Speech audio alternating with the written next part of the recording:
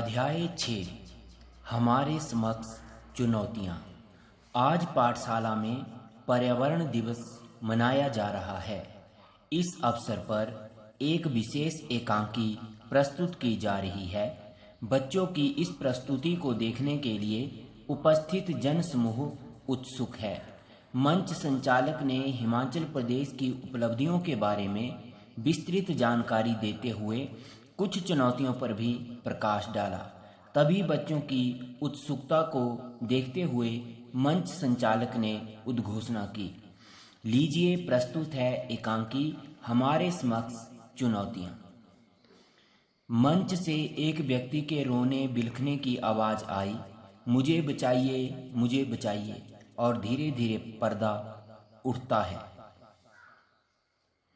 एक व्यक्ति हतप्रभ अवस्था में खांसते हुए मंच पर पहुंचा।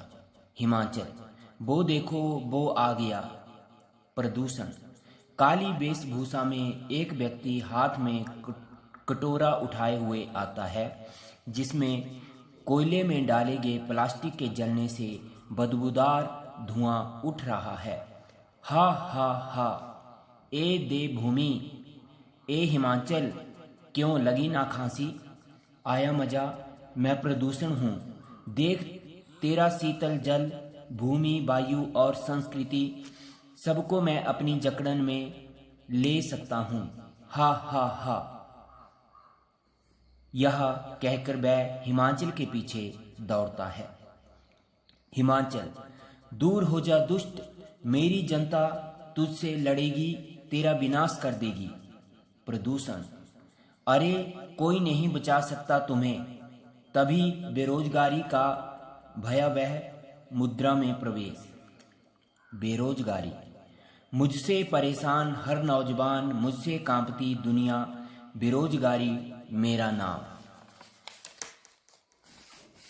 हिमाचल, मैंने तो शिक्षा का खूब प्रसार किया, फिर भला मुझे तुम्हारी क्या चिंता? बेरोजगारी। अरे लाखों शिक्षित बेरोजगार मेरी सेना में शामिल हैं। मेरी सेना रोज बढ़ती जा रही है। अब मैं तुम पर राज कर सकती हूँ। हा हा हा हा। मंच पर बानर सेनापति का प्रवेश।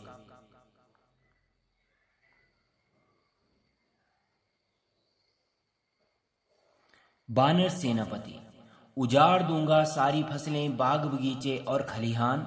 लाखों में है मेरी सेना, हमसे हर हिमाचली परेशान। अरे हिमाचल, जरा देखो, मेरी सेना में जंगली सुअर, पक्षी, छोड़ी गई गायों की फौज भी है। अब तुम्हें बर्बाद होने से कोई नहीं बचा सकता। हिमाचल, मैं इससे नहीं घबराता। मेरे पास असीम वन संपदा है। तुम वहां जाओ, वहां खाओ, मेरी जनता को परेशान मत करो। बानर सेनापति।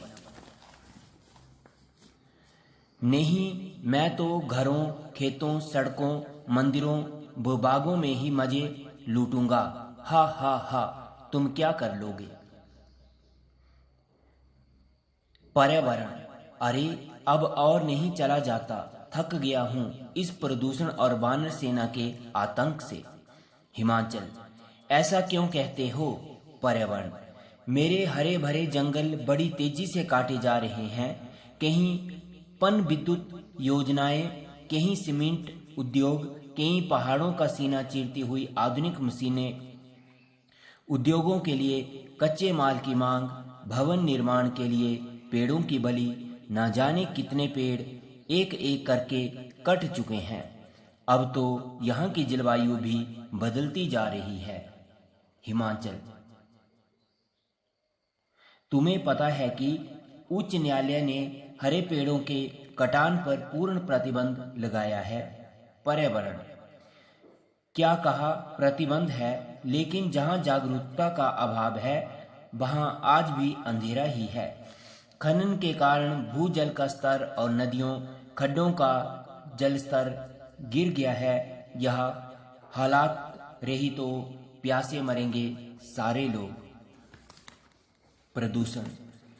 अरे कैसे जिंदा रहेंगे तुम्हारे लोग, मेरे साथी तुम्हारे पर्यावरण में जहर घोलने में व्यस्त हैं। ये धुआं, उगलते वाहन व फैक्ट्रियां तुम्हारा दम घोट देंगी। ये जल स्रोतों की गंदगी, शौचालयों का अभाव, जहरीले रसायन, उगलती फैक्ट्रियां जल को जहरीला बनाने में कोई कसर नहीं छोड़ेंगे।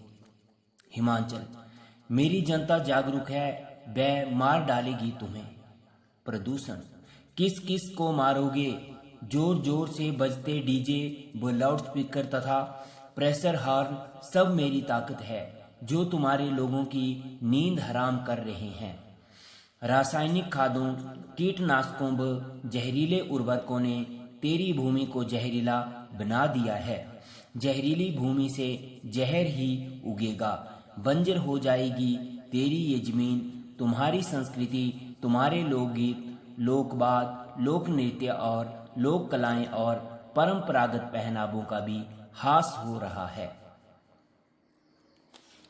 हिमाचल, पीछे हट जा दुष्ट, पीछे हट जा। प्रदूषण। मैं आगे बढ़ना जानता हूँ।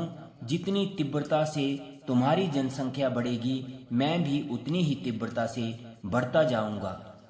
हिमाचल, शिक्षा संकल्प, जन सहयोग, सांस्कृतिक चेतना जागरूकता अभियान, सरकार और युवा ये देंगे मेरा साथ। भाग प्रदूषण भाग, भाग प्रदूषण भाग।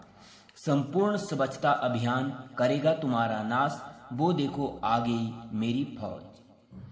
बेरोजगारी। तुम चाहे जो मर्जी अभियान चला लो, तुम्हारे युवाओं का मेरे चुंगल से छूटना मुश्किल है। हिमाचल, मेरे बढ़ते उद्योग, शैक्षिक संस्थान और स्वास्थ्य संचार सुविधाओं का जाल बेरोजगारों को नौकरियां देंगे। स्वरोजगार के हजारों अवसर, लघु और कुटीर उद्योगों का विकास, कृषि व बागवानी में नए नए रोजगार के अवसर करेंगे। तेरे विनाश मेरे पास हैं, सब रोजगार, शिक्षा और श्रम का हथियार। भाग बेरोजगारी भाग। बेरोजगारी। अरे श्रम का हथियार तो पराया है। हमारे हिमाचली श्रमिक तो बेरोजगार घूम रहे हैं, उन्हें काम नहीं मिलता। हजारों बच्चे बाल श्रम के चुंगल में फंसे हैं। फिर कैसे होगा मेरा विनाश? तुम्हारे पढ़े लिखे युवा नौकरियों की चाह में भटक रहे हैं, खेतों में काम नहीं करते, और तो और वे स्वरोजगार अपनाने से भी हिचकते हैं।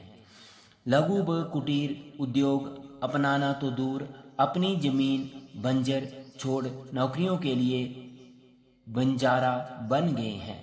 हा हा हा, मेरा विनाश। हिमाचल, मेरे ग्रामीण बेरोजगारों को महात्मा गांधी राष्ट्रीय रोजगार गारंटी योजना के अंतर्गत पंचायत स्तर पर ही रोजगार दिया जा रहा है। रोजगार सृजन के कई उपाय किए गए हैं। बाल श्रम से निपटने के लिए जारी है। सैकड़ों प्रयास हमारे पास हैं। शिक्षा और विवेक का हथियार। भाग बेरोजगारी भाग। हमारे हिमाचली बेरोजगार सब रोजगार अपनाएंगे। खेत खलिहानों में श्रम करके आर्थिकी सुदृढ़ करेंगे और लघु कुटीर उद्योगों, स्वयं सहायता समूहों, बेमौसमी सब्जियां, फल और फूल उगाकर तेरा विनाश करेंगे। हमारे पास है शिक्षा और विवेकशीलता का हथियार। भाग बेरोजगारी भाग। यह सुनकर बेरोजगारी प्रदूषण के पास जाकर डर के कारण छुप जाती है।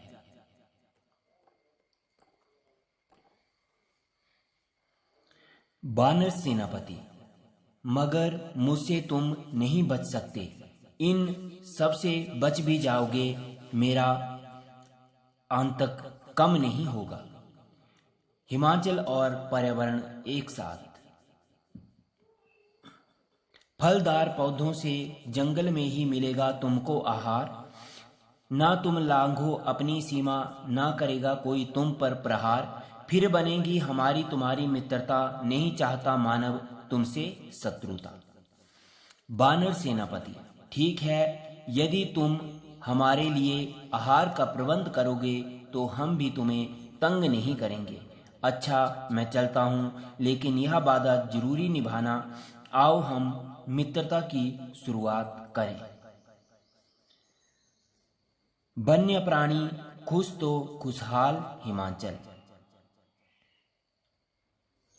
जय हिंद जय हिमाचल। वन्य प्राणी खुश तो खुशहाल हिमाचल।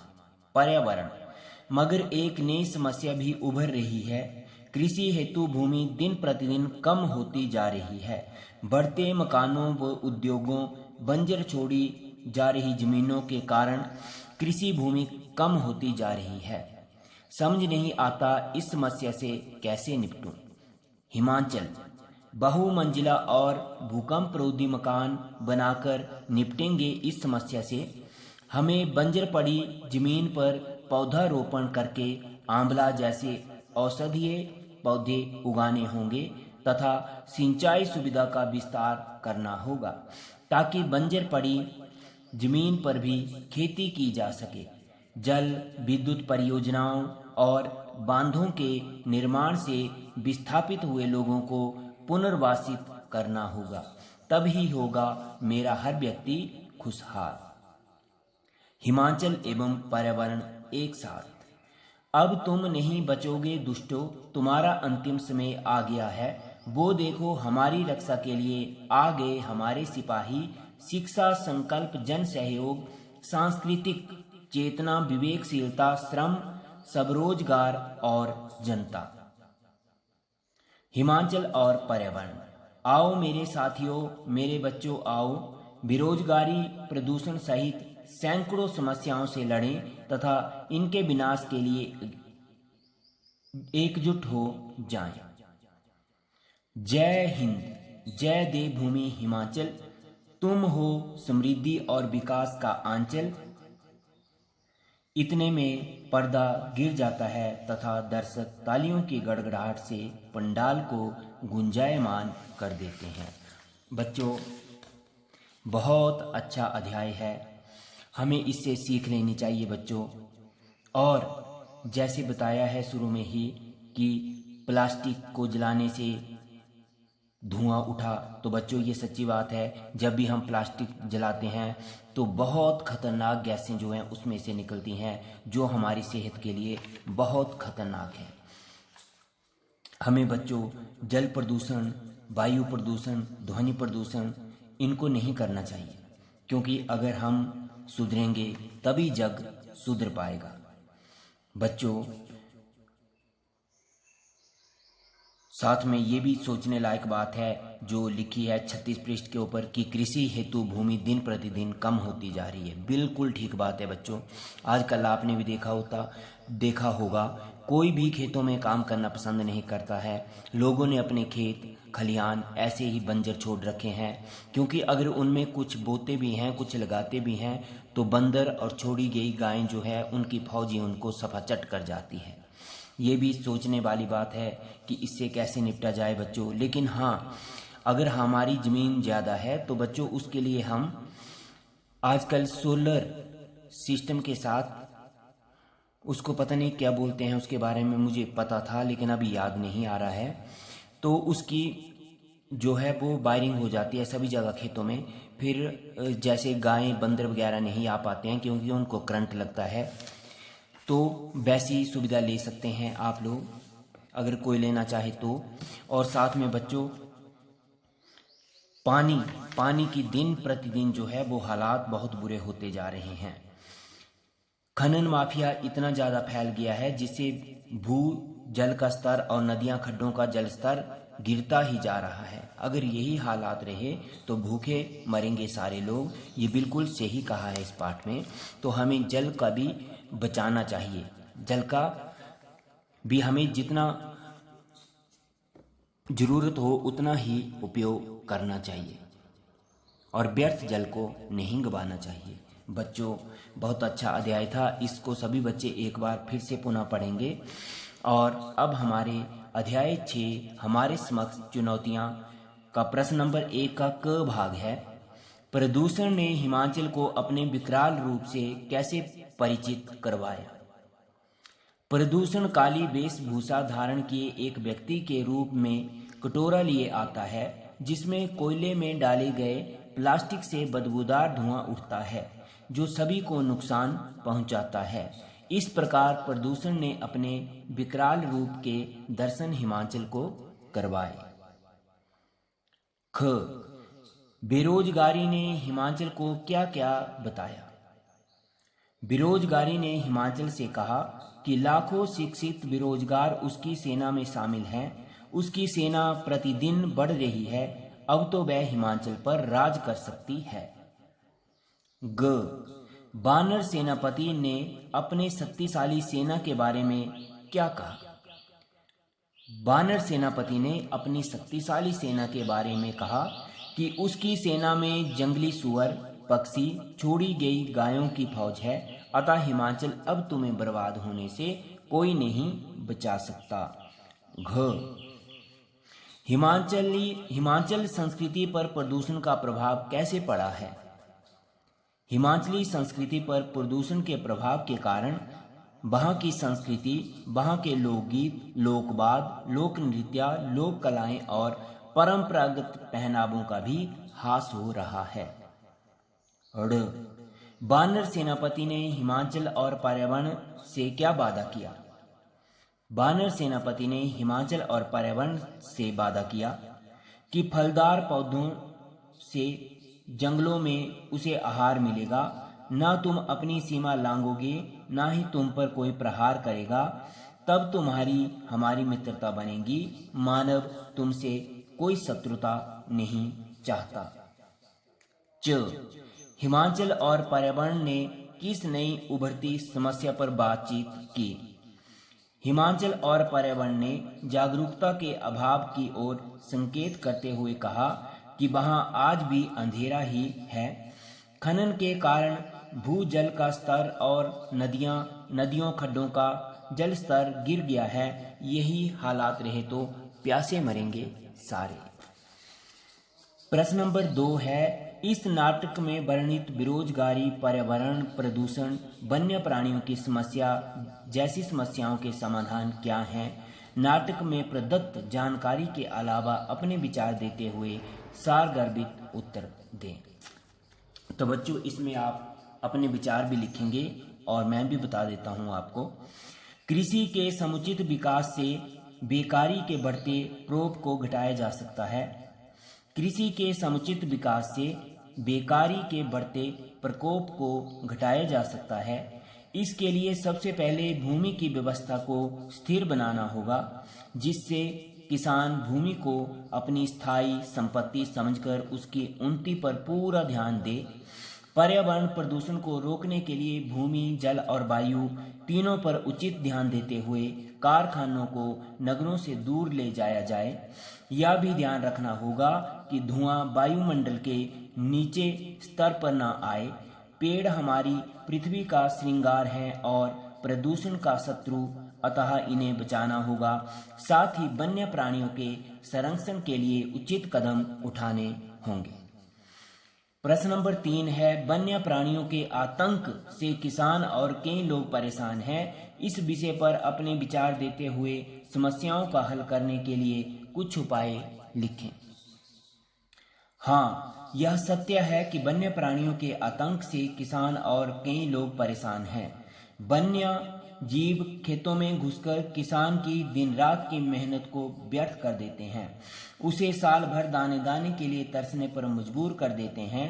इन सब को रोकने के लिए वन्य अधिकारियों की संख्या को बढ़ाया जाए, ताकि वे वन्य जीवों पर नियंत्रण रख सके और इसके संरक्षण के लिए उचित व्यवस्था की जाए। प्रश्न नंबर 4, शिक्षित वर्ग की बेरोजगारी की समस्या का स्थायी हल कैसे संभव है? इसके लिए शिक्षा और रोजगार सृजन की नीति में क्या क्या बदलाव किए जाने चाहिए? भारत सरकार ने पंचवर्षीय योजनाओं के माध्यम से बेरोजगारी की समस्या को हल करने का भरसक प्रयत्न किया है। शिक्षा पद्धति में आमूल परिवर्तन करके इसका व्यवसायीकरण भी किया जा सकता है। ग्रामीण क्षेत्रों में